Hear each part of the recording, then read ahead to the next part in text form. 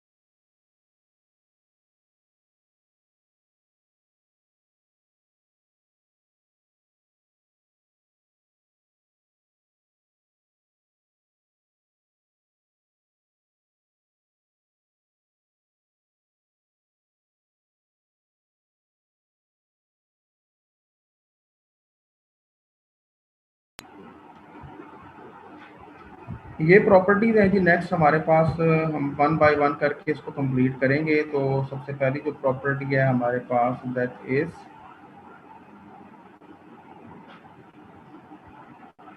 यहाँ से ज़रा आपको ज़्यादा आसानी से समझ आ जाएगी। वैसे तो बुक में आपके पास पहली प्रॉपर्टीज के दो हिस्से हैं। एक तो ये कि आपने जो रिमान स्टाइलजेस इंटीग्रेबल फंक्शन के सम को प्रूव करना है, वो रिमान स्टाइलजेस इंटीग्रेबल होता है ये।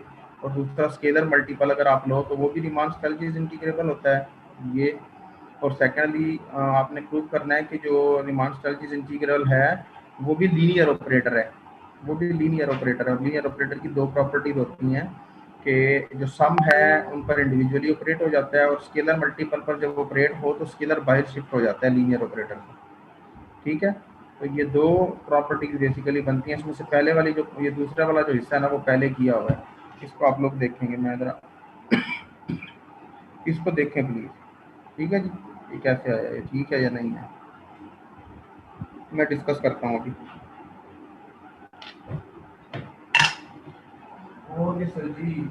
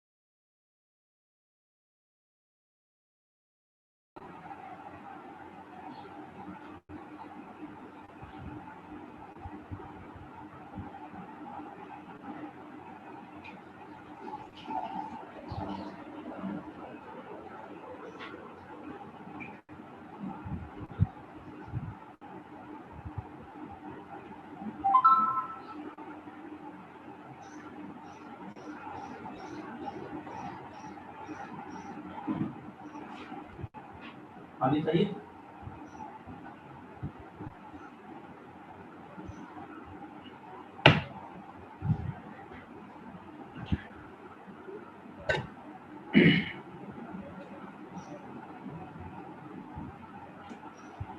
जी बच्चे बोलें जी, समझ आई है।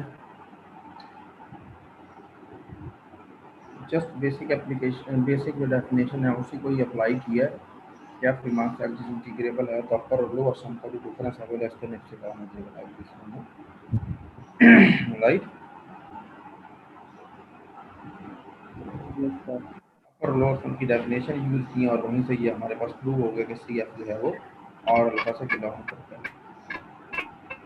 बट इम्पोर्टेंट इज दैट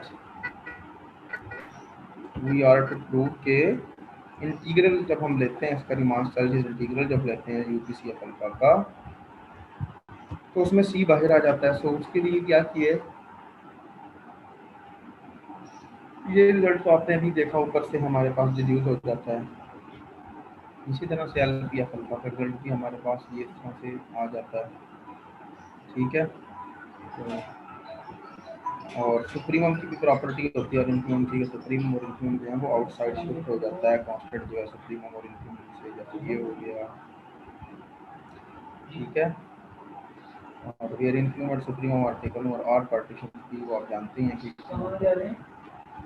तो अगर हम सुप्रीमम और इन्फीमम ले लें, यानी इसका अगर हम इन्फीमम ले लें जैसा कि ये दिया गया है, ये आप जानते हैं कि ये अपर सेल्सियस इंटीग्रल होता है, और जब सुप्रीमम लेते हैं लोअर सम का लोअर रिमार्क सेल्सियस इंटीग्रल होता है, ठीक है।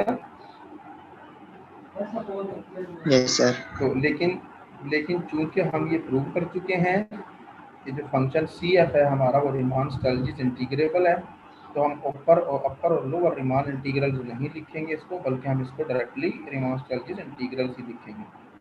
और अपर दोनों केसेस से हमारे पास एक ही रिजल्ट आता है, that A to BC FD alpha is equal to integral, ठीक है। Okay, yes sir.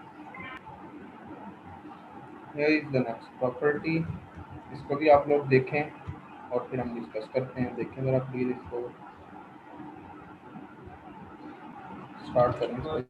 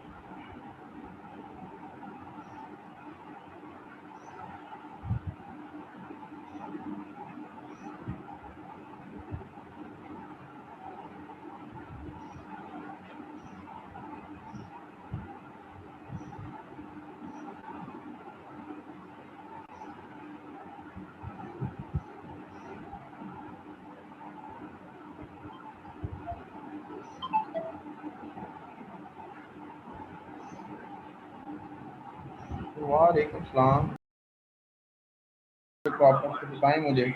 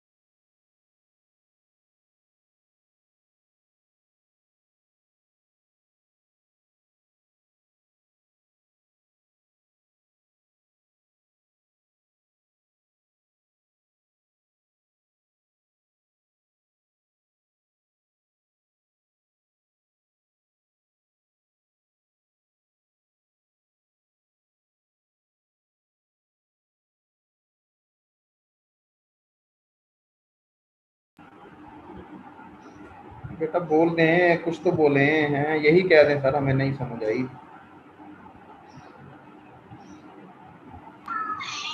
ये सर इक्वेशन 2 से।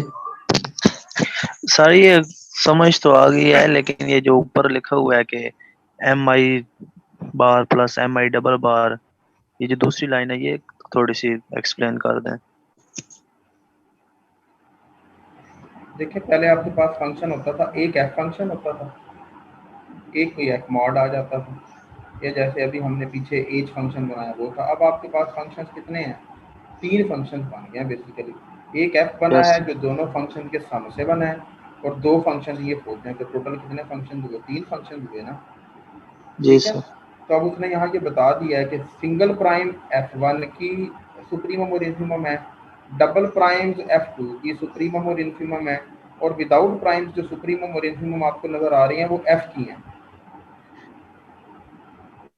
नंबर 1। Yes sir. फिर ये हमारे पास फैक्ट्स हैं कि अगर कोई फंक्शन एफ दो फंक्शन के सम से बन रहा हो तो उन दोनों की जो इन्फीमम का सम होता है that is more smaller than the infimum of the sum of the function.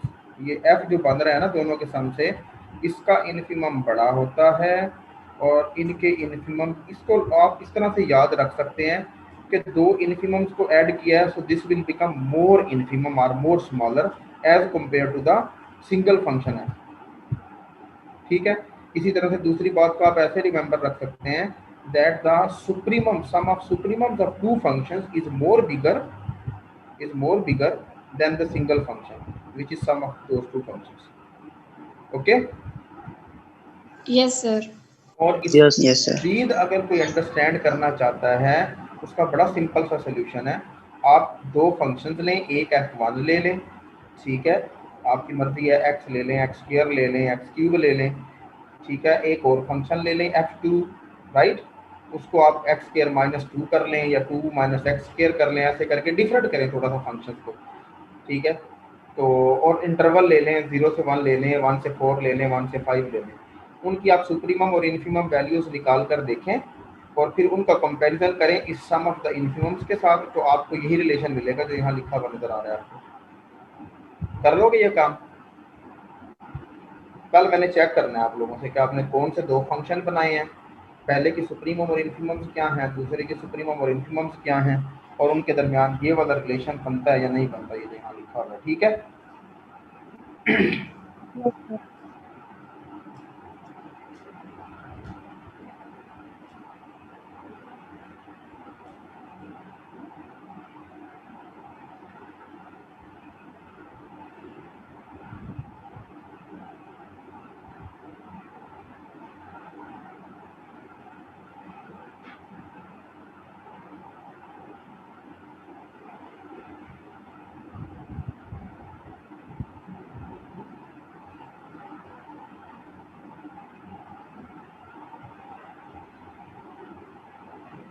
Okay जी। तो इसी तरह से अगर हम मल्टीप्लाई कर दें इस इनइक्वलिटी के साथ डेल्टा अल्फा आई से, तो ये वाला आपके पास लोअर सम बनेगा, यानी LPF अल्फा बनेगा corresponding to the, sorry f कह रहा हूँ, F1 अल्फा बनेगा क्योंकि MI प्राइम जो था वो F1 की इन्फीमम थी और ये F2 की इन्फीमम है, तो ये LPF अल्फा 2 बनेगा। लेस आर इक्वल टू ये LPF अल्फा है, less or equal to UPF alpha है, less or equal to UPF1 alpha है और प्लस UPF अल्फा 2 है। Is that clear? Yes sir. Yes sir. तो F1 और F2 जो हैं वो रीमान स्केलजीज इंटीग्रेबल हैं, therefore there exist epsilon greater than 0 and two partitions P1 and P2 such that this situation holds. ये वाली situation बेटा देखें ना, F1 जो है वो अल्फा की रिस्पेक्ट से रीमान स्केलजीज इंटीग्रेबल है, उसके लिए कोई और पार्टीशन एग्जिस्ट कर रही होगी जिसके लिए अपर और लोअर सम का डिफरेंस लेस देन एप्सिलॉन होगा। F2 F1 से इंडिपेंडेंट है,